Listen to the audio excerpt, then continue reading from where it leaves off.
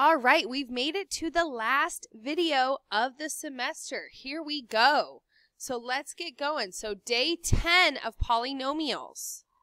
So analyzing graphs. So it's really important, can we look at a graph and determine what the information is? Okay, so that's what day 10 is. Again, the last video of this semester. Woohoo! All right, so write a polynomial function of least degree that has rational coefficients, a leading coefficient of 1, and zeros 3i, square root of 2, and negative 4. Okay, so what we need to do is put this in factored form and see what's going on. Again, coefficient of 1, so that means that the highest degree, the leading coefficient is 1. There's nothing else in front of it. All right, so if it's 3i, so what would that mean? So that would mean that we'd have x squared plus 9, and that's how we'd get the 3i, because when we'd square root a negative 9 if you made this equal to 0. Okay, and then we have the square root of 2, so then when I square root 2, I have a positive and a negative. And then the last factor we have is negative 4. So what is the opposite of that? That would become positive 4. Because again, if you made it equal to 0, that's how you'd get that negative 4.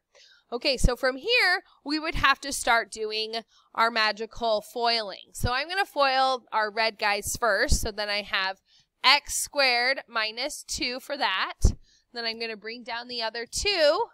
And then just keep going along from here. Okay, so from here I notice that I have an x squared, and an x squared. So chances are I'm going to have the x to the 5th once I foil these things out and add the exponents. So the answer would not be D. Okay, and then from here I'm going to go even further, and I'll foil and I'll keep on foiling. So it's always good to practice these review questions and not just write down the right answer, because again, you have a final coming up. So then I have x to the 4th plus 7x squared minus 18. And then again, I bring down that x plus 4. And I'm going to just do the first 2 steps and see if I can get there. So x to the 4th times x would be x to the 5th. And then I have x to the 4th times 4, which would become plus 4x to the 4th. Okay? Now, this is a negative, aha, and this one is positive. So if you notice, I have the plus 4x squared, therefore your answer is C. All right, now let's look at number 2, a good old quadratic. We love a quadratic. Okay, how do I know it's a quadratic? Because of this lovely little 2. And then what would my vertex be? Well, that would be 2/7 and 1/8. Okay, well, how does that help us? Well, that helps us with our range. Our domains is negative infinity to infinity. Oh, well, this little bracket, that's a little trickster. Okay, so then you can kind of eliminate your choices. So range has to do with the y value, okay? So would not be A, would not be B. C, we have 1/8, okay? And then D, we have 1/8. But let's think about this. 4 means it is opening up, okay? So again, this would be a minimum value. So that would be 1/8 to infinity. So your answer would be D. So make sure you have the order correct on the range. All right, now let's move on to the next one. So local or relative min-max, and then absolute min or max, okay? So I have a little chart that kind of talks about relative min and relative max. And I like to talk about it like a hill or a valley. So it's not the ultimate max or min like the absolute one.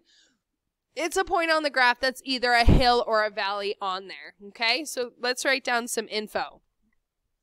So all of the possible. All right, so local, relative, min, or max, all the possible min or max values, again, the hills or the valleys, okay? It's kind of the shift in what the polynomial is doing, okay? Compared to an absolute min or max, it's the place or point where the graph achieves its true max or min, okay? And that wouldn't happen if it's falling left or falling right.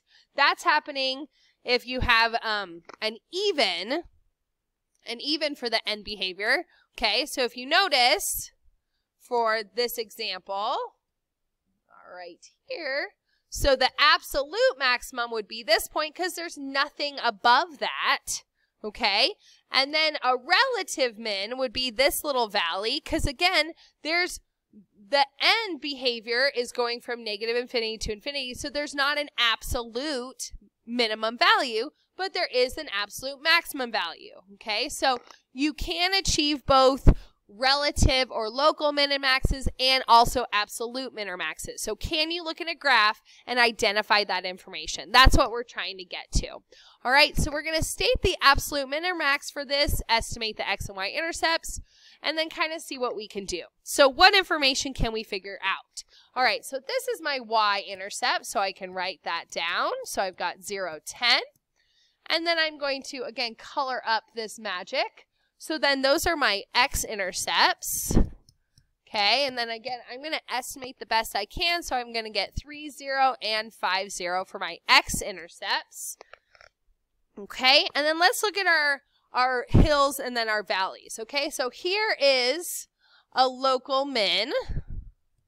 Okay, and what would that point be? So that would be negative 4, 2. Okay, and what would the absolute minimum be? Okay, that's the lowest point on here. So that would be this one right there. That would be an absolute minimum because there's nothing below it. Okay, and that would be 4, -1, roughly. Okay, all right, do we have any maximums? Well, because it's going up, okay, the end behavior is negative infinity to infinity, we actually have a local max point, local max, and that's right here, which is also our y-intercept. So that would be 0, 10. Okay, so that's the lovely information. We can figure this one out. Let's go on to the next one to see if we can write it in factored form. All right, here's another one. So let's, again, roughly figure out the x-intercepts, the y-intercept, the best we can, and let's figure out what those zeros are, and then see if we can write it in factored form the best we can. Factored form, again, we have our lovely parentheses. All right, so again, let's break down the information the best we can and then go from there. Okay, our x-intercepts and our zeros are the same concept. Okay, so if you hear either of those or roots or solutions, again, we're talking about the same thing. So we've got 3 points on here. Okay, so you've already heard the word multiplicity before.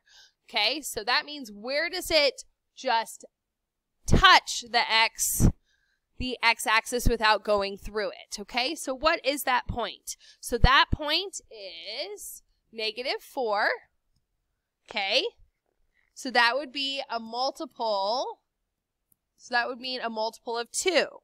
So, well, if you wanted to make this into a factor, you'd actually write x plus 4 and square it. So we're talking about that point right there. Okay. Now the other zeros, now they go through the x-axis, okay? These guys go through the x-axis, so those aren't a multiplicity of 2. We would just write it, and I'm just going to guesstimate what we have. So I'm going to guess it's -9.75 and positive 1.5. So this is roughly -9.75, this is roughly 1.5, and that is what my guesses are. I'm going to change it, so if I'm putting it in factored form, it would look like this. And there it is in factored form. So in factored form, I write down all of the zeros that I know, and then go from there. Okay, so for this next one, this is a lot of information to write down, okay? So what I'm going to do is I'm actually going to open up Desmos, and I'm going to show you how to plug that information in. So go into Desmos. Again, you can also put this in your calculator. Please practice these. These are very important that we practice these. So we have x to the 5th. Okay. And then I have plus or minus 4x to the 3rd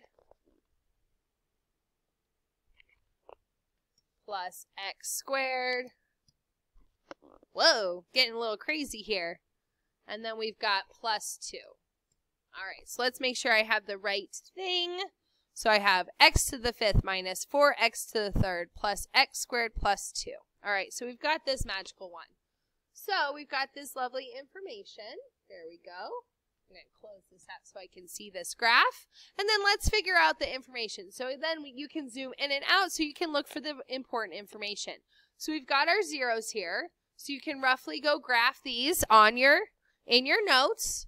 So negative 2.159, 1, 0, and 1.747. So again, that is your estimate for your zeros.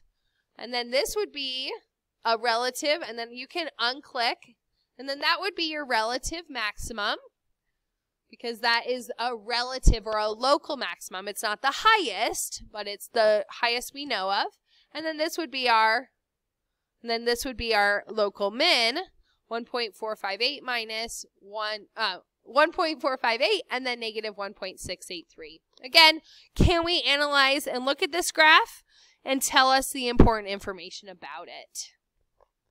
All right, I pulled that graph in, so again, you can graph those certain pieces, and then we're going to move right along. I'm going to go a little bit faster so we can get through it. All right, end behavior. So what's happening? It's falling to the left and rising to the right. So as x is approaching negative infinity and as x is approaching infinity, what is happening to the y or the f of x? Okay, so what is it doing? It's falling to the left and rising to the right. Falling left, rising right. There we go. X-intercepts. Again, those x-intercepts I wrote down. Okay, so we have negative 2.59, negative 2.159, 1, and 1.458. There we go. Relative minimum, we have at negative 1.627. That's our relative minimum. Whew. Is 1.458. Relative maximum is negative 1.627. There we go. All right, the domain. All right, is there anything where x is limited? No, from left to right, we have all of we can plug in any points. It's not limited anywhere. So all real numbers or ARN, you can write that. Again, the same with the range. It falls down, it rises up. There's no area that it's limited. Okay, the next section, increasing and decreasing. So again, we have to look at this graph and see where is it increasing. So it's increasing in these two sections. So we got to write those down. So we've got negative infinity to what is our max point? Negative 1.627. Again, using the x. We're using the x-intercept or the x value. And then that's union to, well, what's the other x value? So 1.458 to infinity. Okay, so those are increasing.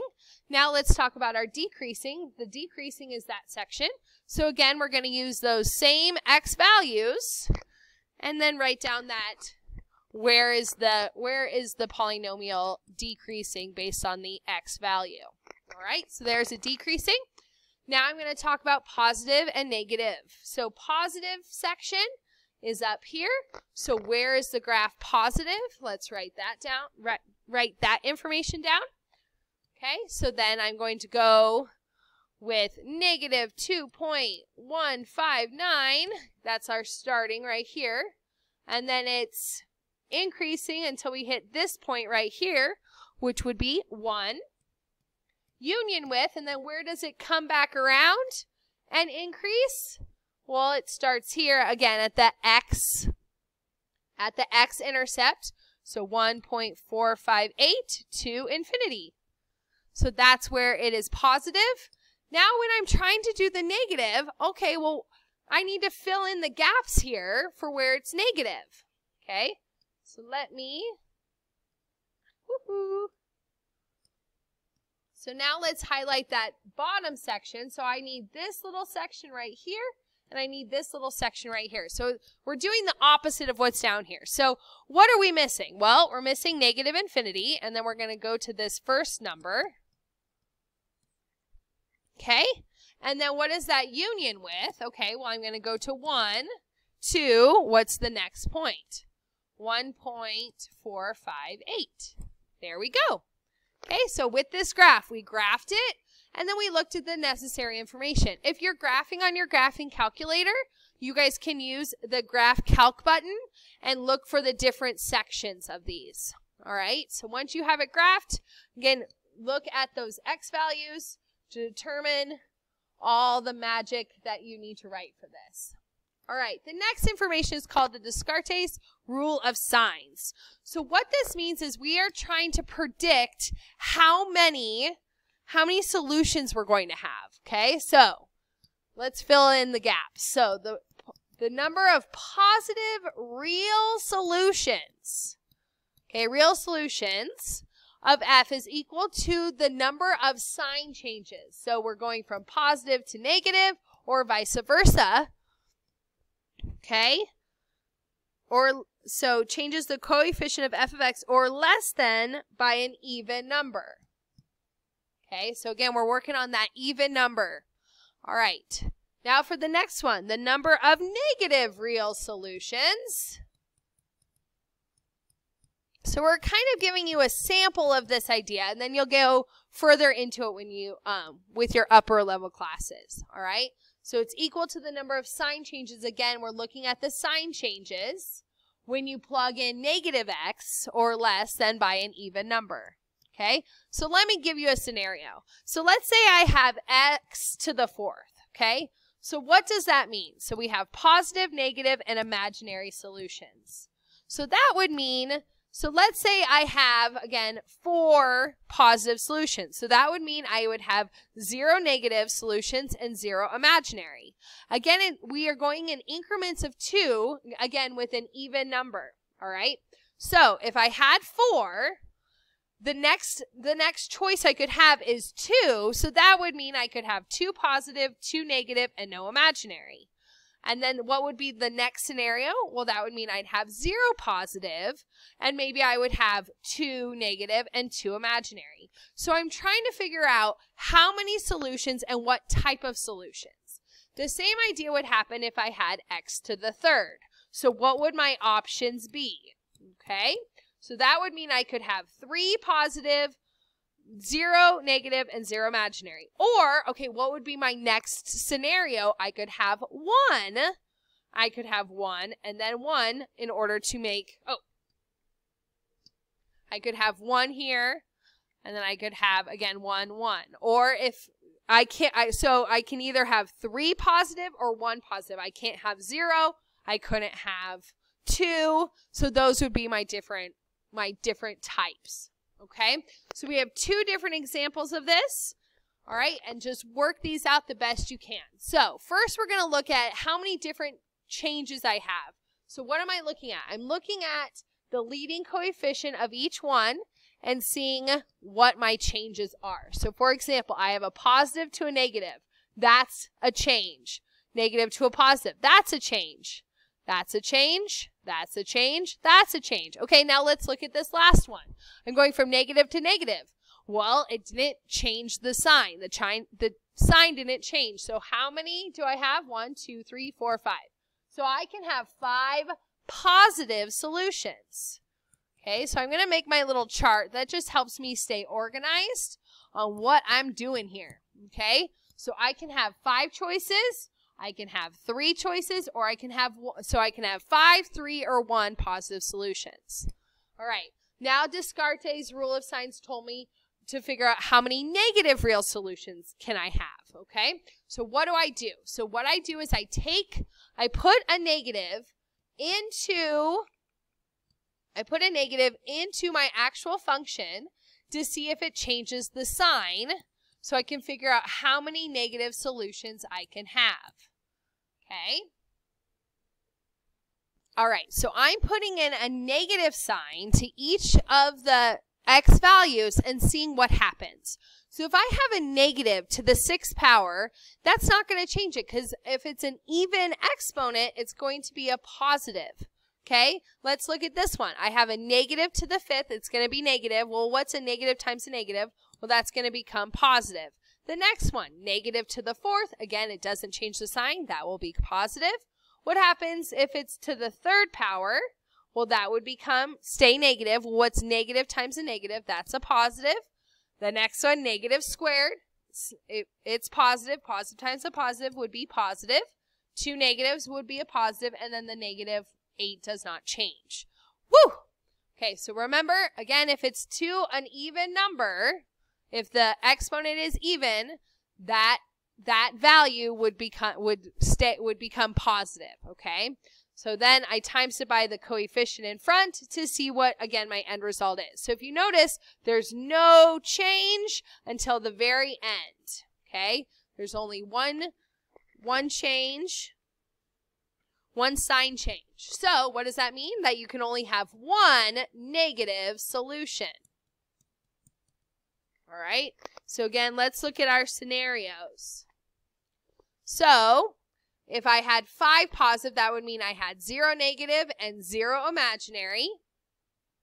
If I had 3 positives, again, it says I only can have one solution. That would mean I had 3, 1, and 1.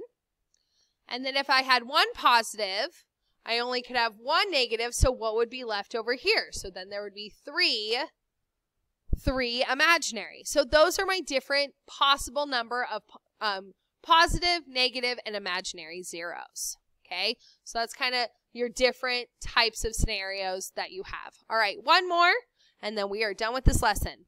All right, I made a little chart.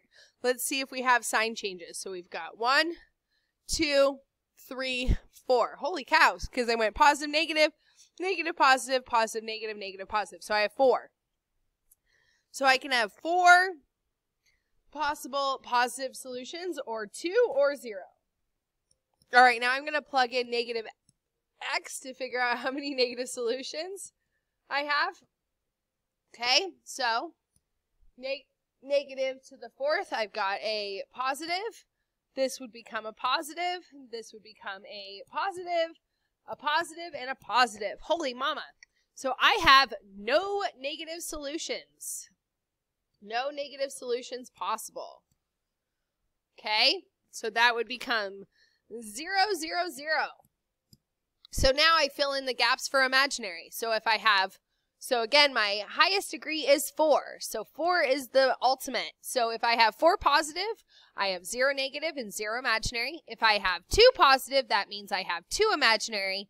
And if I have 0 positive, then I have 4 imaginary, just because the negative is not part of the scenario. All right, so thank you so much. Hope you guys have a great day, and we will see you hopefully in the classroom or online.